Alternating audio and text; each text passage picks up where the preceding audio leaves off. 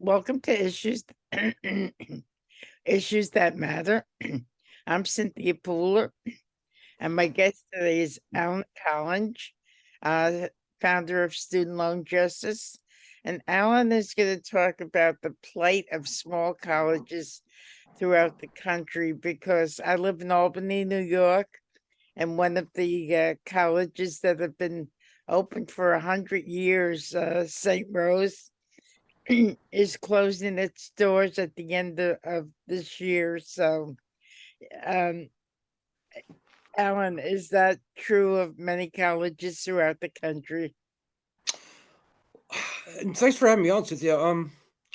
It is true to a certain extent. We're seeing a not insignificant number of colleges close. However, I have to say it's pretty rare for a long-standing, well-established four-year college like St. Rose to close its doors.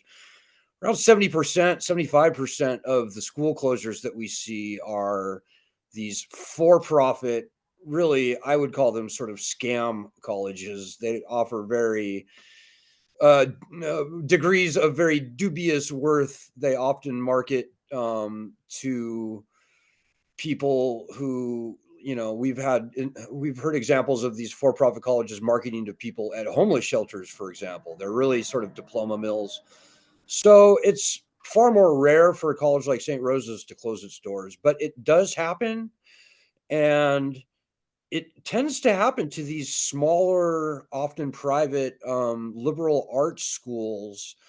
And I think the larger trend here, if there is one, I think there is, we're seeing the sort of Walmartization of higher education in the United States. The large state schools are increasingly attracting the overwhelming majority of students. The schools with student bodies of 15, 20,000 people, to where, some of the smaller, it's kind of like how the mom and pop hardware stores largely were eviscerated when Walmart came to town, that sort of thing. Um, so, it's really unfortunate. And often I haven't looked closely at the St. Rose situation, but, these are colleges that really should be pretty fiscally sound. They've been around for, in the case of St. Rose, 100 years or more. Mhm. They, um, they own their own property, or at least they certainly should own their own property by then. Most of the older colleges were, given property through land grants or other public community gifts.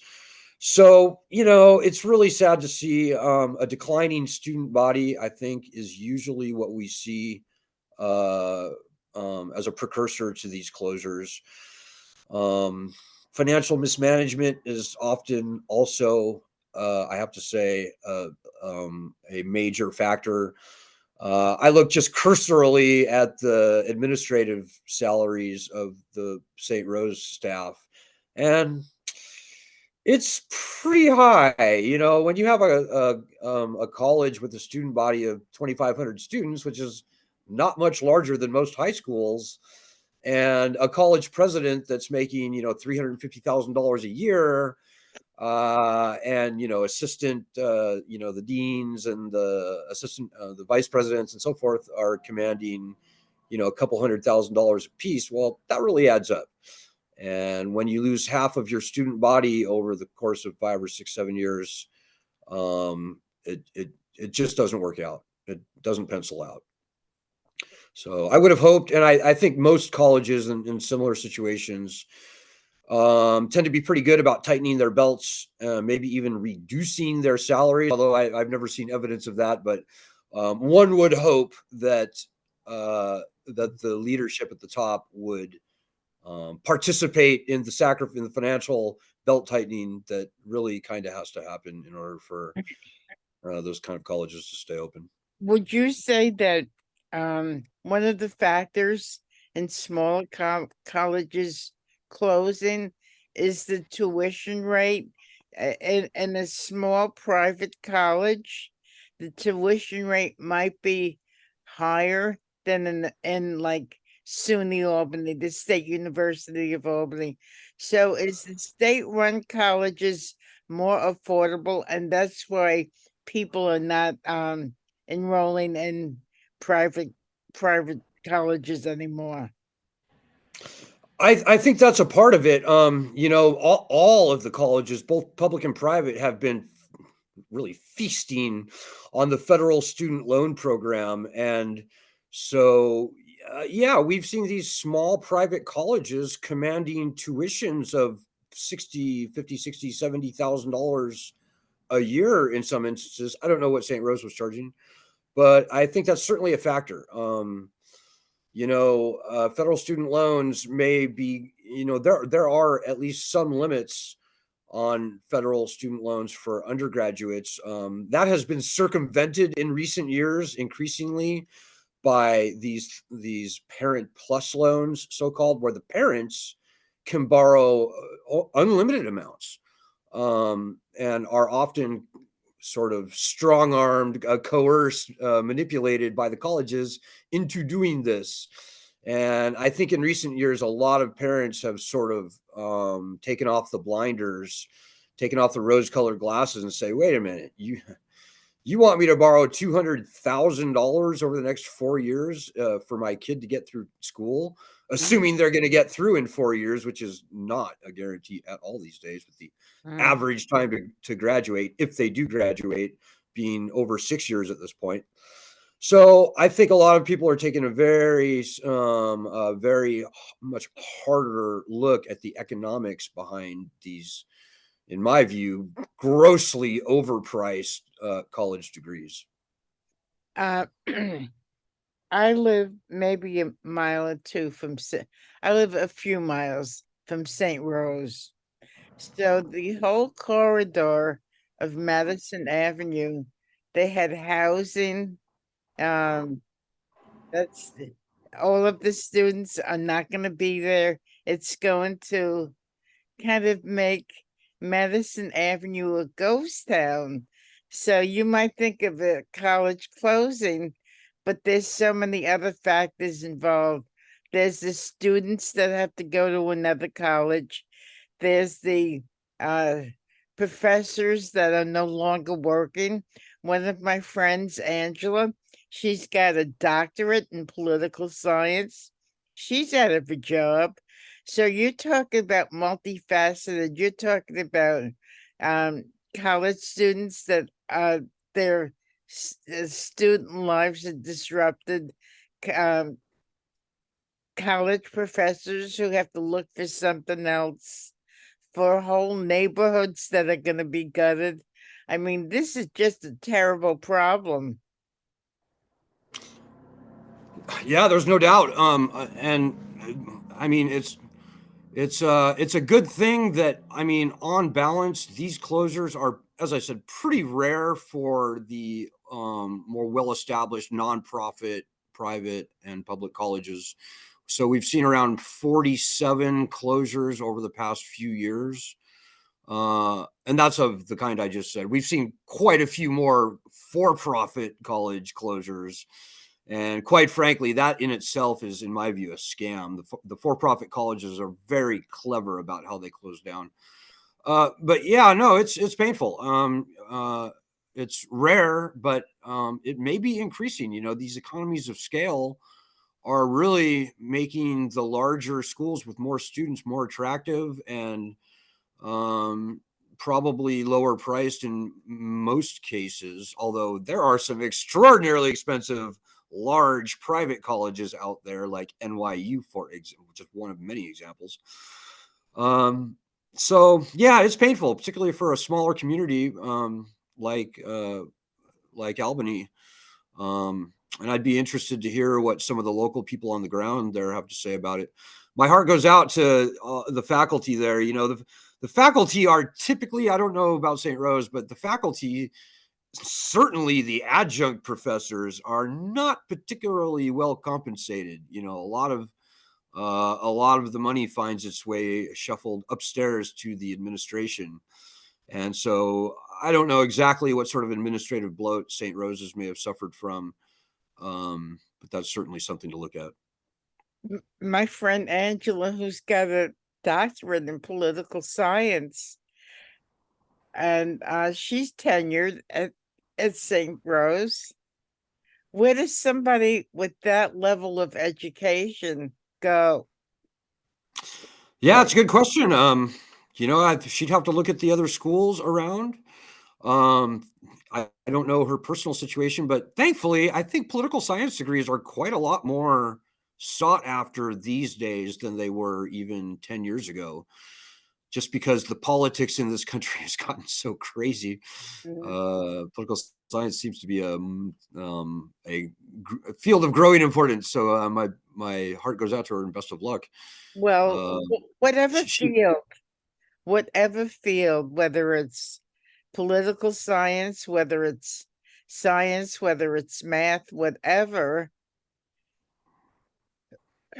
do you, I think it's incomprehensible for a tenured PhD doctorate person with a doctorate degree will settle for becoming an adjunct professor. What do you think? Yeah, the indignity of it. My father actually taught political science for a number of years, Berkeley, Simon Fraser in Canada, and so forth. And by the end of his teaching career, he did not get tenure, and he could not stand the whole thing was just undignifying. Is that the right word? Um, he wanted nothing to do with academia after his, I think, 10 or 15 years, maybe 20 years teaching. It really left a bad taste in his mouth, and uh, yeah, academia can be a pretty brutal place. And it's really rare that you see tenured professors being left in the lurch like this. Typically, it's the tenured professors that are sitting in the catbird seat. So, um, yeah, very difficult situation there. Hopefully she'll land on her feet. So would you say this is happening, even though it's not a lot? Would you say it's happening in a majority of states?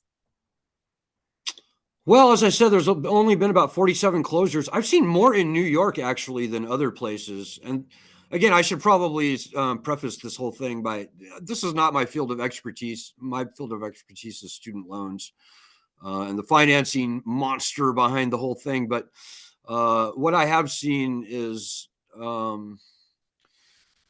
taking the for-profits out of it. I couldn't really pin geography.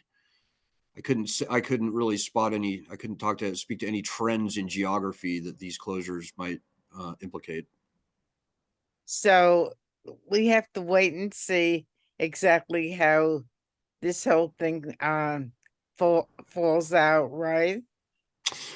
Yeah, typically the way school closures work is that there will be other peer institutions, hopefully in the area, which will take in the students, give them hopefully full credit for their coursework up to that point.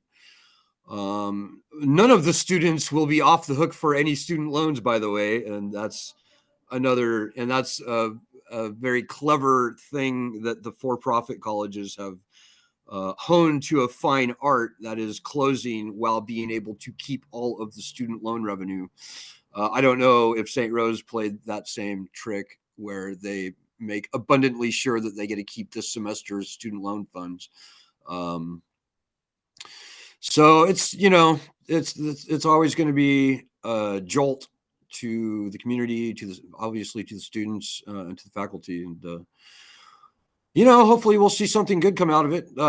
St. Rose is sitting on some really great properties, some really great buildings, land, capital, a capital nest egg there, and hopefully something good can come of it.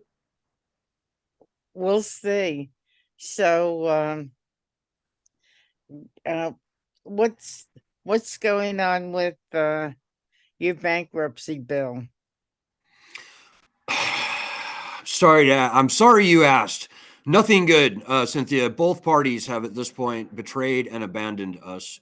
We were hoping to see, and for your listeners, student loans are the only type of loan to be uniquely stripped of bankruptcy rights. It's called for in the Constitution. It lies at the heart of the hyperinflation of the predatory lending of the $1.7 trillion in just ridiculous debt that this country finds itself under. Got to get bankruptcy returned.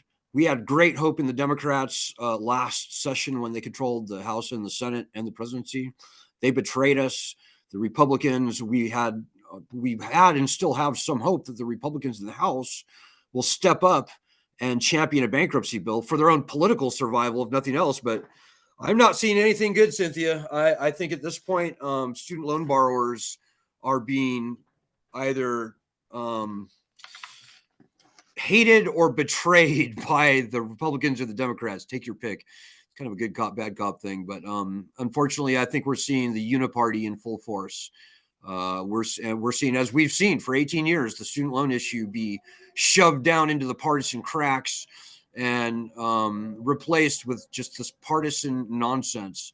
And, the loan cancellation that we've seen Biden roll out over the past 3 years, it's nothing. These are loans that should have been canceled years or decades ago. And $130 billion in cancellation may sound like a lot, but over 3 years, $600 billion is added to the nation's student loan tab. So we're not seeing any movement on bankruptcy. The cancellation we're seeing is, quite frankly, just gaslighting. It's a joke. And this problem is not getting any easier, particularly now that people have to repay. And the leverage of bankruptcy remains gone. So everybody with federal student loans now are like fish over a barrel. The lending system, by the way, is catastrophically failed. And I mean catastrophically by all rational metrics. I don't think even 25% of the borrowers are paying right now. And I think that's going to go down precipitously in the coming months. So we are looking down a very, very ugly, ugly future. It's going to get ugly and worse before it gets better, I think. So I'll keep you posted on St. Rose, what I read about in the newspaper. I'll give you a call and keep you up. Yeah. I've seen some very insightful blogs from people on the inside and in the community. They got some very prescient things to say. I couldn't give you a link off the top of my head, but I know there's some very smart, very caring Albanians, people in Albany who have a lot more to say about this than I do. Okay, but I'll keep you posted. Thank you. You've been listening to Alan Collinge. This is Issues That Matter. I'm Steve Pooler. If you like this program, please subscribe to my YouTube channel and have a wonderful day. Thanks, Alan. Thank you, everybody. Thank you.